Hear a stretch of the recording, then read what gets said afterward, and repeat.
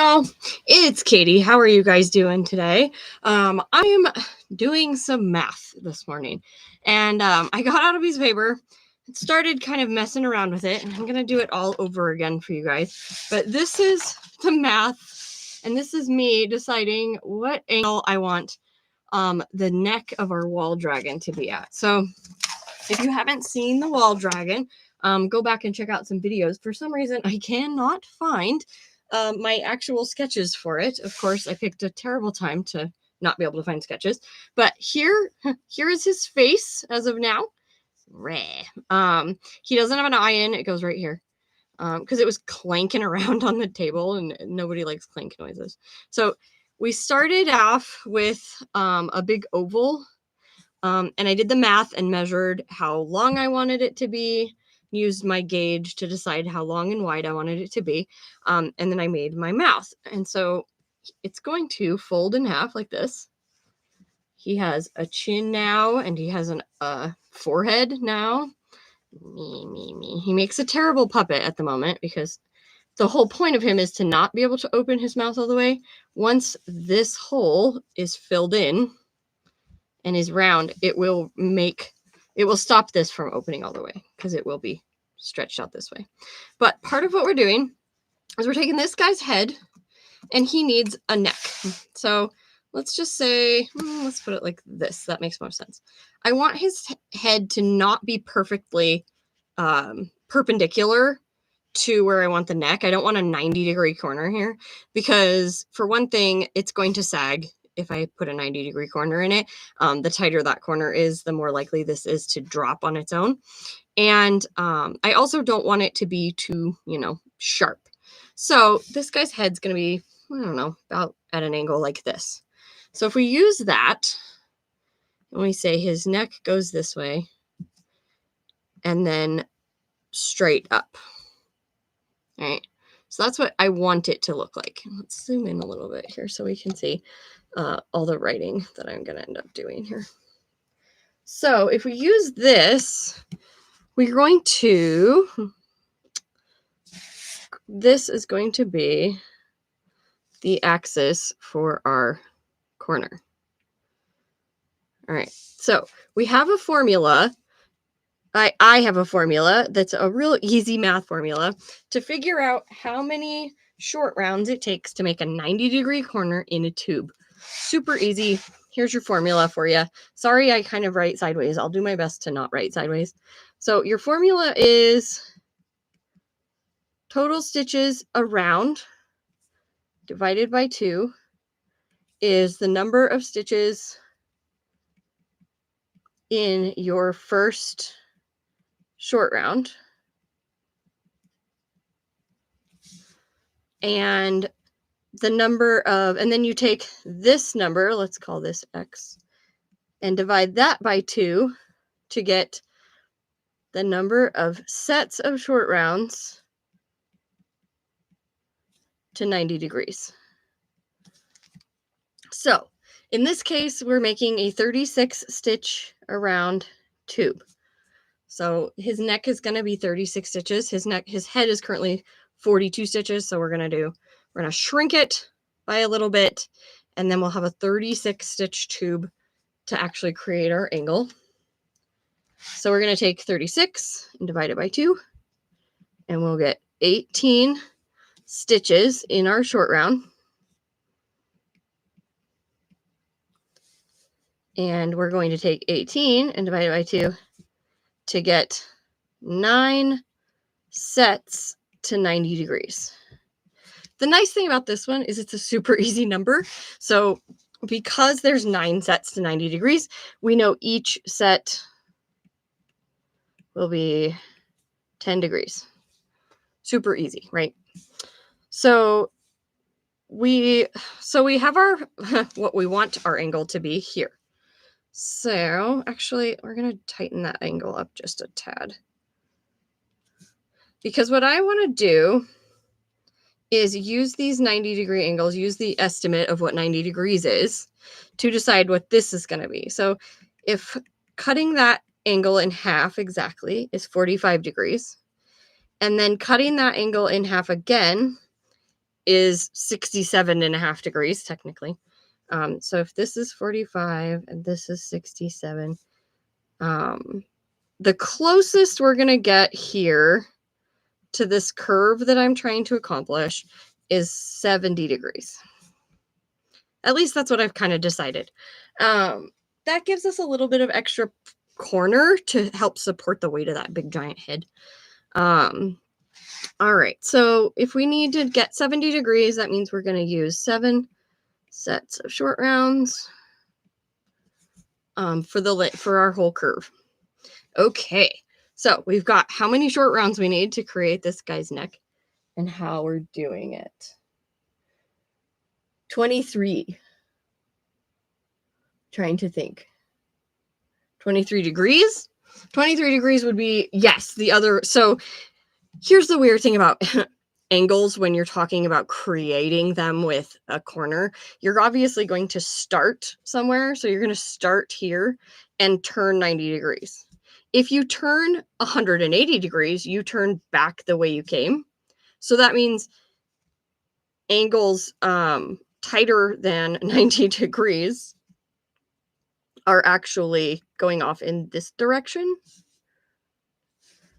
This is 0. This is 45.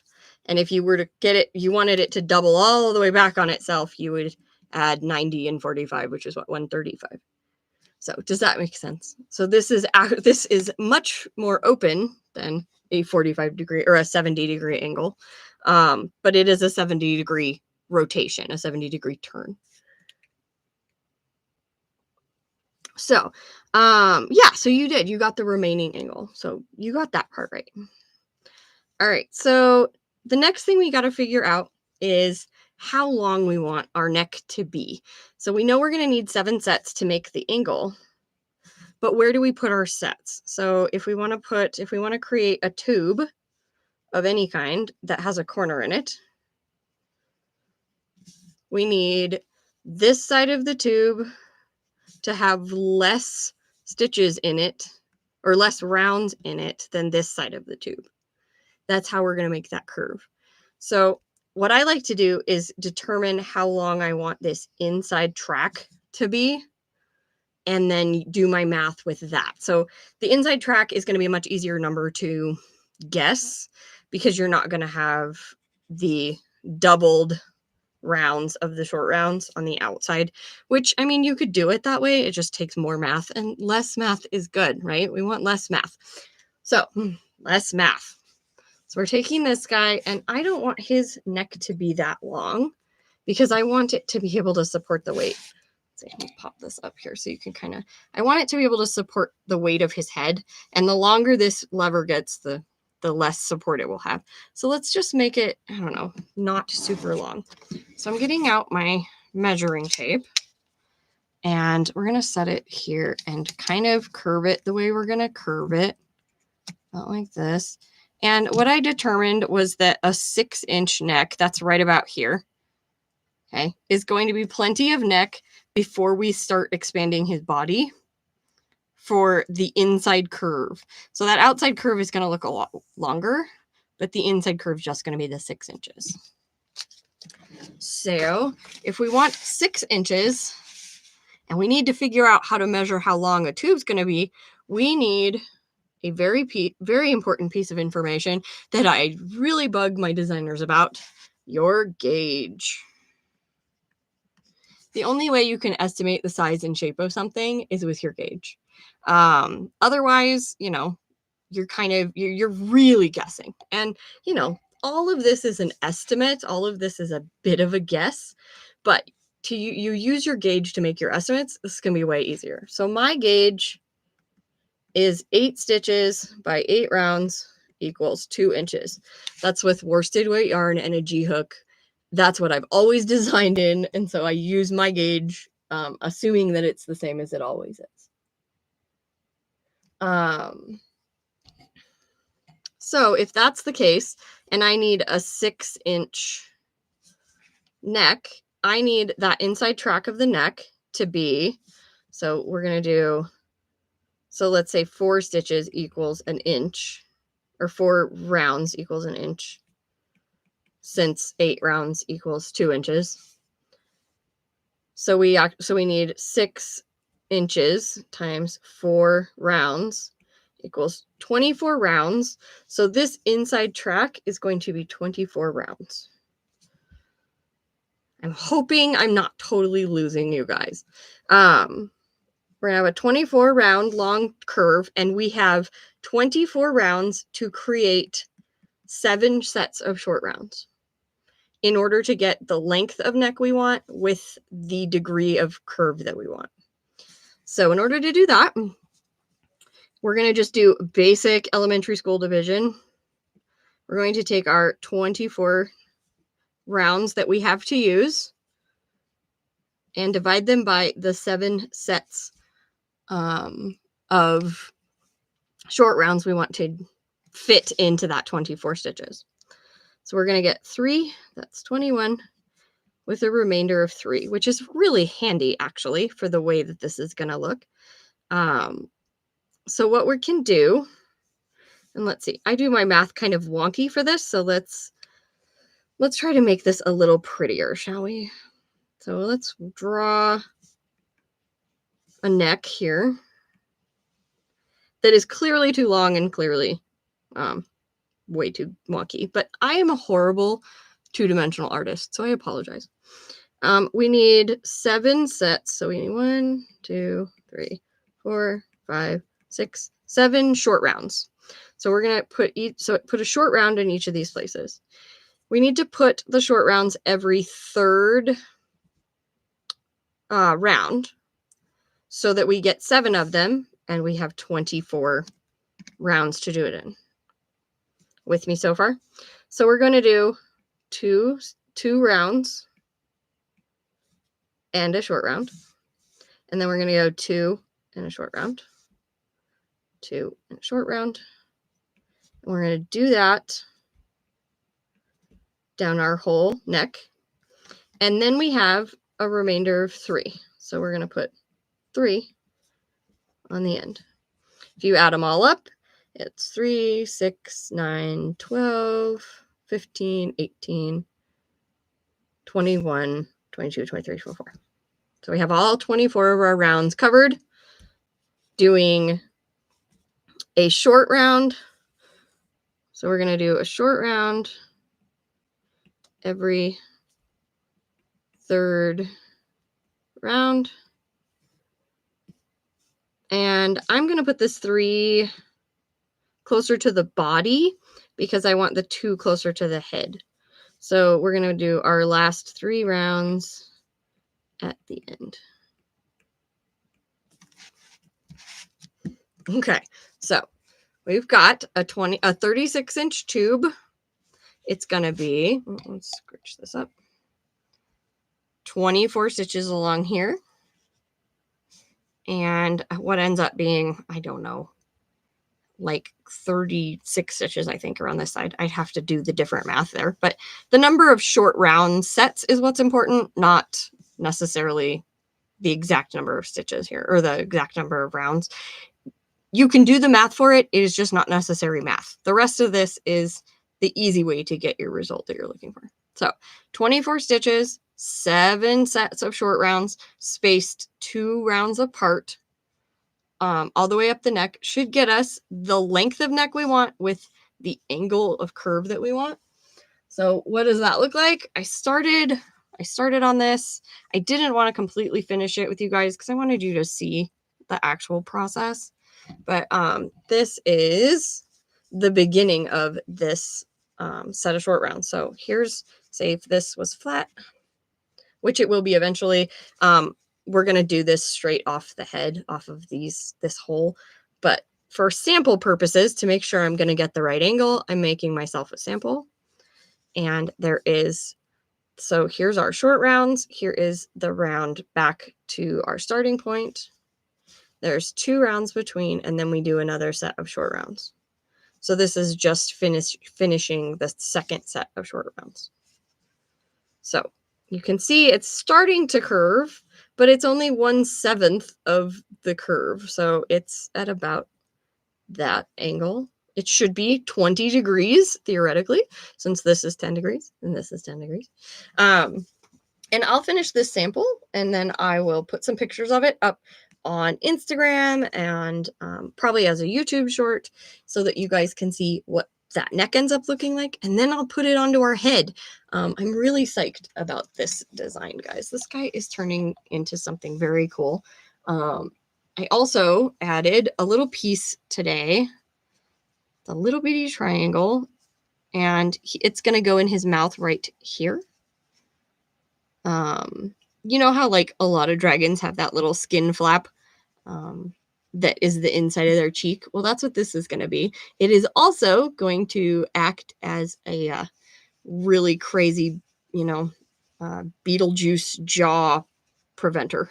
So if we put this in the corner, we don't get Beetlejuice jaw. It can only open this wide, which is probably ideal, right, guys? All right, so I'm going to get to work on this guy's head, and I'm going to get to work on my neck sample so that we have something to go with. And now you've seen, this is as complicated as the math gets for pretty much anything. Short rounds is the most complicated math you're going to do. Mostly what you're going to end up doing is a lot of this sort of thing, a lot of division to figure out where your increases go to make things the size they are. But for the most part, this formula for short rounds is the thing I use more often than anything when I'm actually designing. Length and size and number of increases you can almost do on the fly if you are a test and tear type person. But this is what I do to avoid having to test and tear. If I didn't do my math ahead of time, I would be making a neck, and then once it got as long as I wanted it, I'd hope that it was at the right angle. And if it wasn't at the right angle, I have to rip the whole thing back out and start again. I don't want to do that. It's a waste of yarn because it makes your yarn all tight and awful and ugly. And so it's a waste of yarn. It's a waste of time. And this way saves you time and energy. So we just figured out this super easily in 17 minutes? And that's with me gabbing in between. So let's call it 10, 15 minutes of math that's going to save you hours of crochet time. So I hope this was educational. I hope you guys enjoyed it. I like doing this kind of stuff live. I hate feeling like a math teacher because I don't want you guys to think that I'm a crazy math teacher. This is super, super basic. This is basic division.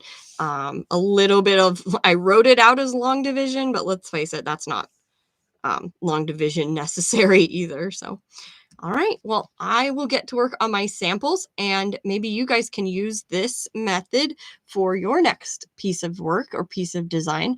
Maybe even make yourself a sample. Come up with a tube that you want to see what the angle will be and do the math for it and figure your angle and see what you come up with. I would love to see how it goes. And if you want more information about this sort of thing or how to use this in a more real context, I teach a course called Next-Level Amigurumi Design. It's at nextlevelamidesign.com. And we talk a lot about the math involved. We talk about how to find your gauge and how to keep it consistent. And we talk a lot about, just kind of doing a lot of this stuff so that you can write your pattern or as much of your pattern as possible before you start crocheting and save yourself some time and some yarn. So I will talk to you guys all later. Thanks for coming to the live stream. Bye.